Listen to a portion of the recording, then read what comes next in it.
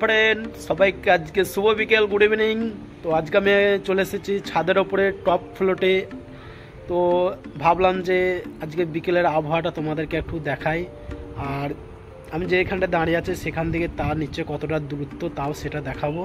আর দেখো সেন্টারিং কাজগুলো সব হয়ে গেছে। সেন্টারিং কাজগুলো হয়ে যাওয়ার পর যে মালপত্রগুলো থাকে সেই মালপত্রগুলো কীভাবে পড়ে রয়েছে, আর আমাদের এখনও প্লাস্টার গাঁথনির কাজ বাকি রয়েছে। সেই প্লাস্টার গাঁথনির কাজটা হয়ে গেলে মানে এখানে কাজটা কমপ্লিট হয়ে যাবে।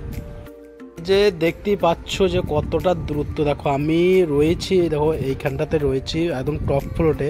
এবার টপ ফ্লোর থেকে তার দূরত্বটা দেখো অনেকটাই নিচে। এইভাবে আমাদেরকে কাজগুলো করতে হয়।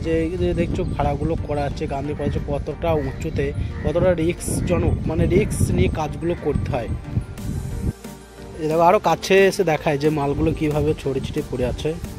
এর কাজগুলো কমপ্লিট হয়ে গেছে, এই জন্য ছাদের মধ্যে রেখে দিয়েছে। এর কাজ তো শেষ, তারপরে এগুলো নিয়ে চলে যাবে পরের বিল্ডিংয়ে।